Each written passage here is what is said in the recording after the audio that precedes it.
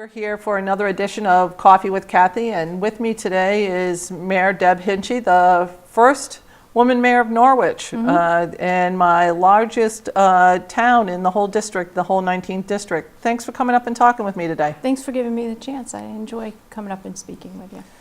And you were at a CCM meeting, a Connecticut Conference of Municipality meeting just before this. Yep, down in North Haven, we were really having a discussion about the budget. I think on most of the municipalities' minds, that's what is primary right now. Well, certainly municipalities need to know what they're going to receive for state aid in order to effectively get their budget in.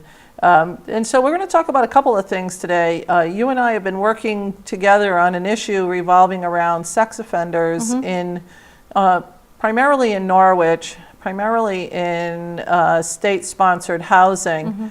Do you have, and I really appreciate your leadership in Norwich on this issue, bringing it to our attention and working with us on this issue has been very helpful.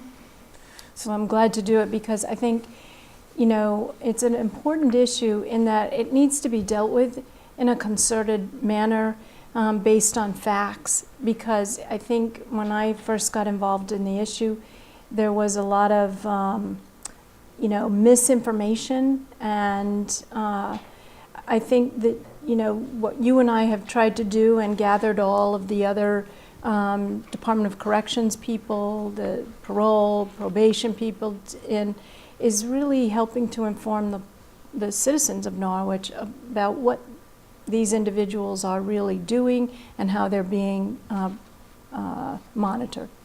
Correct, and you have in Norwich one house that is being used by the Department of Corrections to house inmates on a reentry basis.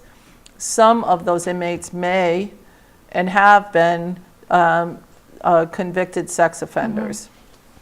So I think that one of the things that we're looking at this year is a practice or policy of the city to be informed when a house is leased by a contractor and contracts with any state agency that might have the possibility of housing people like convicted sex offenders. Well, I think that started out being sort of our primary goal, was to figure out how did this happen, why did it happen, and how could we be better informed and then inform the neighbors in a you know, more equitable way. And I think from my perspective, and you've been to most of those meetings. From my perspective, I think the folks through Department of Correction understand that that was the first issue that we sort of grappled with, the not notifying us ahead of time when these programs were implemented. Correct, and I think that also we've found is that in order to give the residents in Norwich some sense that they were safe, we found a couple of other things that we needed to do. So one of the things that we're working on is to come up with a system on the sex offender registry which will both give residents more information by being more specific on what someone was charged with and ultimately convicted of, and come up with a tiered system so that we would know if someone has a propensity to reoffend. They would be someone that would be a top tiered sex offender. Also, we want to make sure that we're not making people fearful if they don't have a reason to be fearful. So we want to give them correct information. So two pieces of legislation that we're doing will expand the sex offender registry and come up with a tiered system. And I believe Chief Frisaro, your chief, is very supportive of those pieces of legislation. He is. He's been involved in several of the meetings. And he, gives me the notion that he really wants to have more information on that registry. so that he's got a good team working to keep track of where everyone is and what they need to be doing. But I think letting the public have that information at their fingertips, he's very supportive of. And he has told me that also. So I want to thank the chief for coming up with a resolution and a way to keep the residents of Norwich a little bit more informed. We also, I had actually started working on this issue actually some 20-something years ago, almost 30 years ago, when Megan's Law first was passed. But last year we did pass a piece of legislation that would provide some protection for children that have a possibility of being come into contact with sex offenders, called Erin's Law, which will provide some educational materials in the schools and teach children what they could do and give them a mechanism to come forward should they be being abused. And that is sort of another piece of the puzzle that we're working on.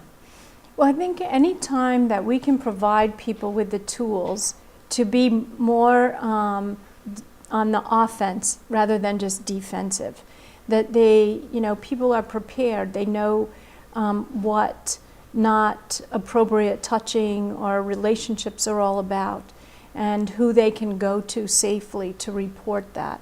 I think any of those kinds of tools we can give people is going to help in the long run.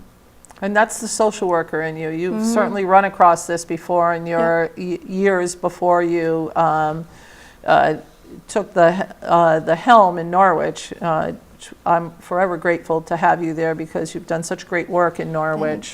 Thanks. I'm grateful to be there. And another thing that we're working on is I started the senior safety zone. We did a task force last year. They made some specific recommendations. Some we've already talked about that they're fully on board with.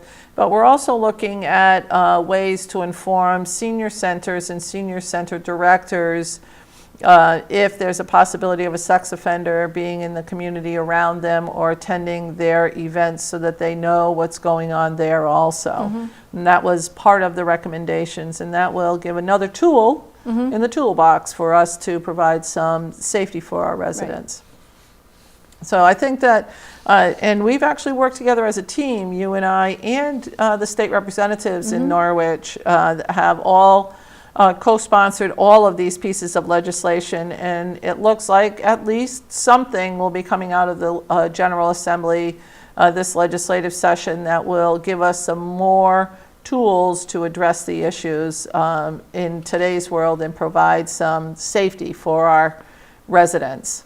Well, I think that, that's got to be our primary goal. I believe that, we as a community, we have to learn how to deal and live with what is in our community. And, we can't be afraid to be, contributors to the community. We can't just, think that everything is terrible and nothing is going to, come of these kinds of occurrences. But instead, if you look at some of the legislation that you've proposed and the meetings that we've had with the neighbors, especially in the neighborhood that's so affected, I think that it shows that while no one is condoning what people did, that we are a community that is able to put forth legislation, for lack of a better word, but put forth programs and processes that help everyone feel secure and take advantage of what a community has to offer. Well, it's always teach a man to fish, and they'll be able to feed themselves all day long. So in essence, that's what we're trying to do here, give the people the tools to be safe, to make their families safe, and to make their neighborhoods safe. And that's exactly what we've been trying to work on. The Neighborhood Watch group that's been working with us on this issue is a group of concerned citizens, and I think they have a right to be concerned. I do too. And I think that we have an obligation to do what we can to provide them with a means to feel safe in their neighborhoods. This is something that you and I know, sort of wake up every day trying to figure out ways to make our residents feel safer. Absolutely. I think that part of that is the community policing aspect. You know, they're more than eager to work with these neighborhood watch groups to teach them techniques and strategies for making sure they are safer. I think this program that they have with what's called reach beds, they have not had any reoffenders since I think it's about 2008. Which is a good thing. Which is a good thing. And I think that that's the kind of information I want people to have, so that you don't necessarily like it, but at least you have some background to better understand it. And I think that that's what we're trying to do, to make sure that there are no more sex. Clearly what we want is we don't want a sex offender to reoffend someone in that way, creating additional victims. What we're trying to do is to protect everybody.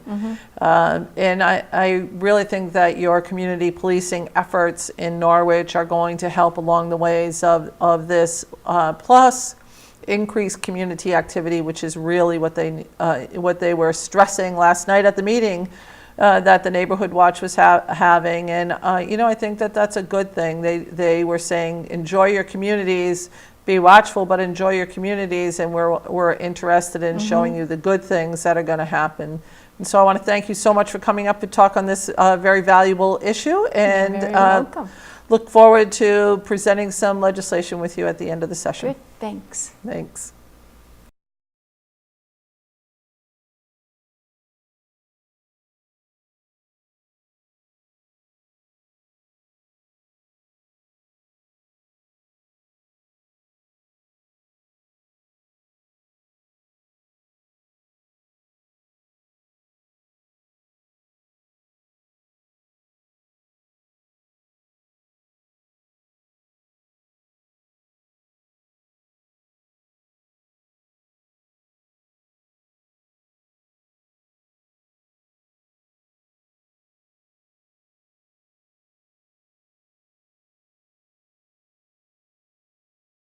Continuing with this day's edition with Coffee with Cathy, and you can see we have no coffee today.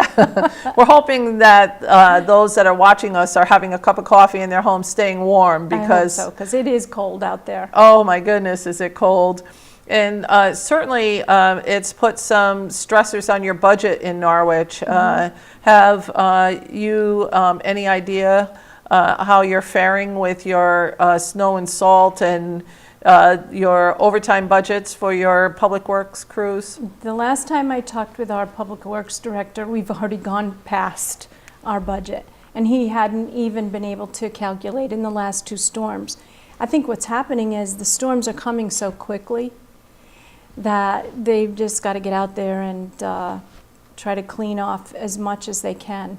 They're having a few equipment breakdowns, but they're getting them back on the road, and I have to say, I'm very proud of our Public Works Department. I don't know how they've kept up with the constant snow, then freeze, then, it's really been a challenge for them, but they've done remarkable. It's exhausting work to go out and work 24 hours a day, 3 and 4 days in a row, get a day off, get your own driveway cleaned and your own walkways, and then come back again. Right. It's just truly exhausting. And while that's impacting this year's budget, next year's budget is certainly being worked on in Norwich, as the other 9 towns in the district. Have you had a chance to look at the governor's recommendations for your city? I have, and the numbers are very good for us. The education budget, which is a huge part of our overall budget. He was very good about keeping that going, and then the municipal aid, we ended up with a little bit more, and so that's helpful.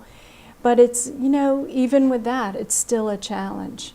You know, our school system is a challenged school system. We get quite a bit of alliance money. But, you know,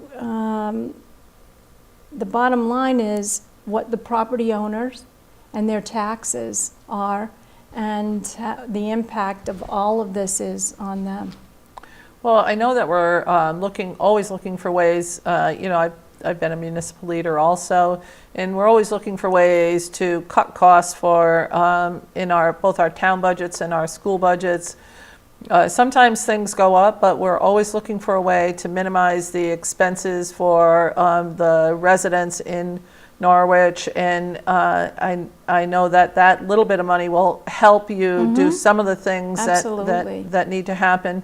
We've also looked at some capital projects in Norwich that we've been able to provide some state resources in the form of bonding for both brownfields and some capital infrastructure improvements.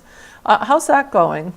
It's going very well. We have got a couple of pretty good-sized projects that we have, with your help, gotten funding for. One is to move a boat launch away from our downtown harbor area, and the other is a very significant historic brownfield that connects us with the Native American tribes in our area. We've gotten some good road money.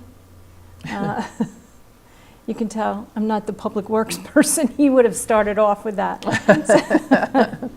But we've gotten some repairs to our senior center and some upgrades. So with your help and the governor's help, we've done very well on those kinds of projects. And I put in a few bills this year. One of them will also work on your harbor area, and we passed the Port Authority bill last year, and I know some of the smaller ports were a little bit concerned that we would not pay attention to them, but it's clear that that's not going to happen in either the administration or under your watch and my watch, that we're going to let that gem of a Norwich harbor sit fallow and not come up back to where it should be.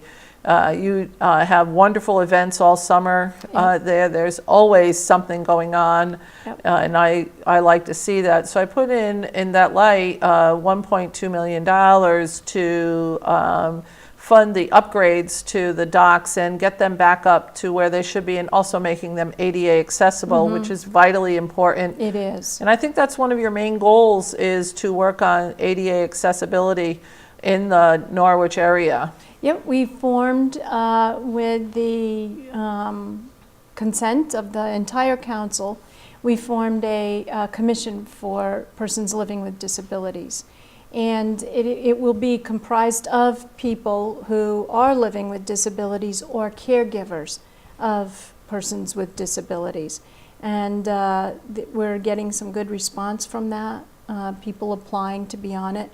Because I think that for our community to really shine, we've got to make sure that we're inclusive of everyone, and that no one feels they can't participate because of an inability to get to a meeting or be able to see at the meeting or hear. So we want to make sure that from people who actually live with the disabilities, we put in things that will be helpful. So good sidewalks. Good sidewalks, yeah. Elevators in town buildings, and accessibility to some of your open space arenas like Mohegan Park. Another gem of Norwich that also has a host of and variety of events that happen at it. And you have a new project that we're just starting, well actually it's been underway for some 15 years, but finally coming to the point where we might be able to provide some funding for, and that's Chelsea Gardens. That's an exciting, you and I met with the principals of the Chelsea Gardens, and it's an exciting project. It's big. It is. It's huge. It has, but I've been listening a lot to people talk about it will have a butterfly garden at it. And they're talking a lot about butterflies and the demise of the butterfly. And it looks to, and the tourist attractions of butterflies, and I can tell you right now, after this winter, I could use a butterfly garden. Something, anything that has some grass or a flower. Exactly, exactly. But they are going to attract, they've got commitments from a master gardener, English garden professor or teaching at a school in London that wants to come here and access the Chelsea Gardens. So that brings in an international flavor to the whole project as well. And then there is a butterfly garden. I think it was up in Maine or Vermont that they had done the numbers up there, and they were seeing thousands of tourists on a regular basis. They didn't just come in the winter, although they probably have the same problem we do right now with very cold weather and too much snow. Right. But that would be an excellent tourist attraction on top of the many other things to be seen in Eastern Connecticut. It would provide Norwich with a significant linchpin in Eastern Connecticut's tourist attractions. Yeah. I think any of those things are true economic development. You bring, the name of Norwich to the forefront, and you attract people, you attract, families who want to live in the city. That's why it's so important, the numbers that the governor has talked about for our education system. People want a good education system, and I believe in Norwich we have that, despite the many challenges that we have. And I think you're doing great work in regards to that. There are other things that people may not know about in Norwich that are and I can tell you, I put every activity that's going on in Norwich in my calendar, and there isn't a night that goes by that there's not something going on. There is. You have plays, and you have avant-garde films being shown. You have Miss Lottie's Cafe with a little bit of jazz. It's really nice. You have wonderful restaurants downtown Norwich, a great library that is ever growing, always busy. They have wonderful activities going on there with literary talks and authors that are coming to give us ideas on what's going on in Norwich. I think I've touched on a lot, but I know there's more. Well, I think, we've got a fantastic business park that has got, really grown in the last, I'd say, 8-9 months. Businesses, I've started a visitation program where I goes, a member of the NCDC goes, a member of the utilities company, and even a police officer from community policing. So we're trying to make people aware of what's in Norwich, and yet the businesses aware of what Norwich can offer them. I started a blog on our website that describes these businesses. I mean, there's a gentleman who makes croquet mallets, world-known wooden croquet mallets, and he's right there in Norwich. Well, maybe we can have a croquet competition one day. We're trying to hook that up. I think that would be great. I just want to thank you very much for your leadership in Norwich. Under your tutelage, we're almost at full capacity in the business park that you brought up. You have events going on in Norwich all the time. And our next event, although I wish, and I'm hoping that you can guarantee me that it's going to be warm. We have the St. Patrick's Day Parade coming up. And I'll be marching in that with you. March 8th. And I'm hoping that I'll be warm that day. Well, we're hoping. So everyone should be doing the warm-up dance. Exactly. Thanks so much for coming up and seeing me today. I really appreciate it. Thanks for having me, Cathy. And it's been great. And I hope that you all had a good cup of coffee with Mary and I, and we'll see you soon.